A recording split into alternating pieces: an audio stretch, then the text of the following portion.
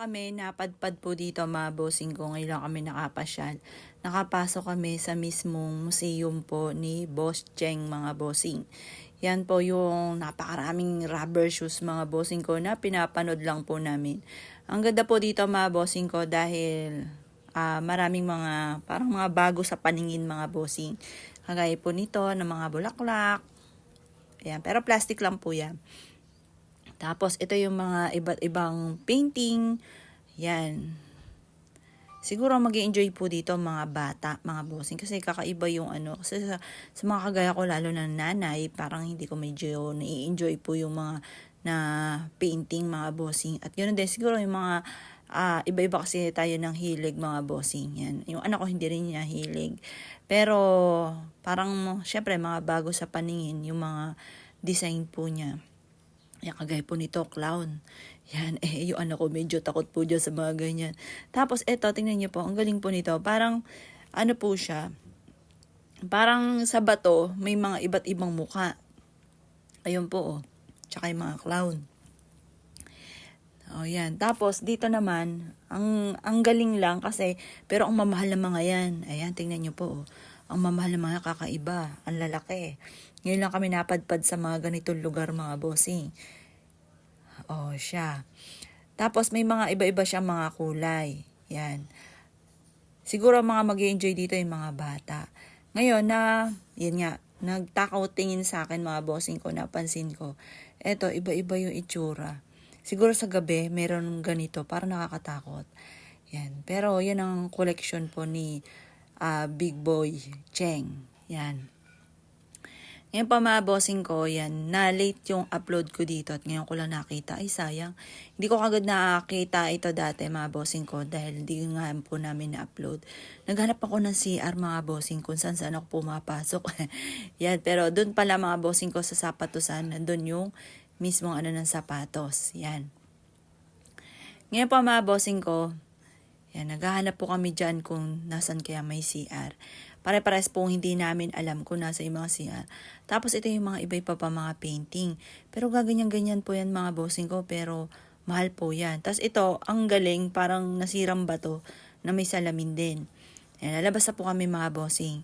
At hinahanap naman po ng mister ko yung, ayan, BDTK. Kay Boss Cheng po pala yan. Ngayon pa mga bossing ko, yung hinahanap ng mister ko, ewan ko ba dito, maligalig to. Wala siya nagustuhan na t-shirt, pero yan ang gusto po niya. Kasi, maganda po yung pinaka t-shirt po niya. Tsaka matibay, cotton po siya, maganda po siya. Ayan, pero parang limited lang po yung mga ano po dito. Yan, sabi, sa mismong online lang daw po sila nagpa-post ng mga maraming design. Kasi nung nabubuhay pa po si Jovelyn, yan po yung madalas na ino-order ni Jovelyn at binibigyan yung daddy po niya. Kaya parang nagustuhan talaga ni daddy dahil maganda daw po yung mismong tela po nitong BTK yan. DBTK yun. Yan pa mga boss. Ngayon, sabi ng mister ko, wala daw po siya nagustuhan kasi sabi naman ng ang pinaka nasa online, yun daw po ang maraming design. Pero maganda talaga siya, tsaka makapal yung pinaka-tela po niya.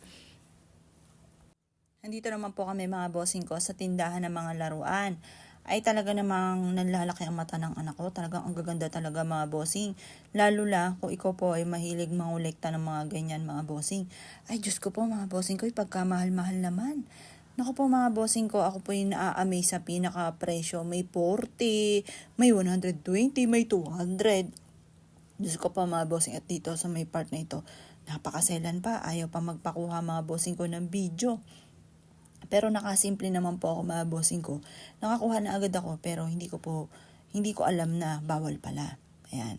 Ngayon pa mga bossing ko, ang gaganda, ang aking anak ay talaga namang tulo laway mga bossing. Ngayon, eto pa mga bossing ko, ito nga sinasabi ko sa inyo na ang mamahal mga bossing ko na rubber shoes.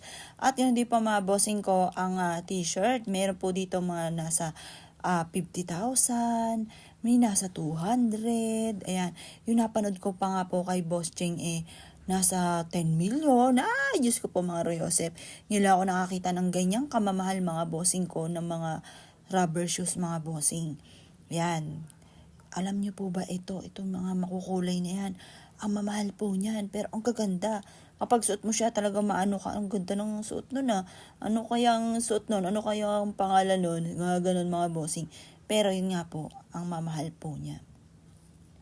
Yung mga koko talagang sobrang yaman, bibili talaga ako niyan. Ito, 8,000. Yan, mga mura-mura pa yan. Yung meron doon, mga 50, 75, ayun, yun po talagang parang, ay teka muna, saka na muna, pag-iisipan ko muna. Pero ang gaganda rin ng mga design ng mga t-shirt, mga bossing. Madalas napunta dito mga estudyante. Kasi syempre tayo mga may edad na, parang, teka muna, parang hindi na to bagay sa akin, ganyan. Tsaka may pagka-expensive, ayan. Kaya kami nga po mga bossing kayo medyo napaano po dyan.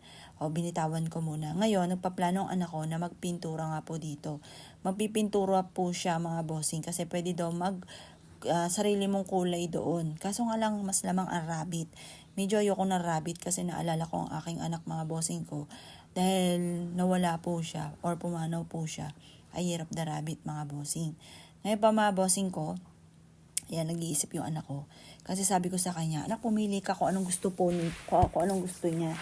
Ngayon, parang ayaw pa nga po niya dahil alam niya na pagkamahal, medyo baka magalit ako. Ayan. At saka talagang hindi medyo. Talagang maiyamot ako mga bossing. Ngayon pa mga bossing ko, ayan na. Kami po yung naghahanap dito. Ang galing po, meron pa siyang parang DJ, yung mixer. Tapos may box pa siyang ganyan. Ayan, talagang mahilig siya mga mangolekta ng kung ano-ano. Yan, depende syempre sa hilig. Yan po ang hilig niya eh. Yan, tapos eto, nung isang araw nung pumasok kami dito, hindi po siya bukas. Ngayon, nung bumalik po kami, sabi nga po, parang Saturday, Sunday, sarado po siya. Bukas siya ng Monday to Friday. Ayan na nga po siya. Yan yung pinakalabas po niyan. Yan. Yan po yung pinakalabas po niya. Yan, mataas na building. Kay Boss Cheng daw lahat po yan.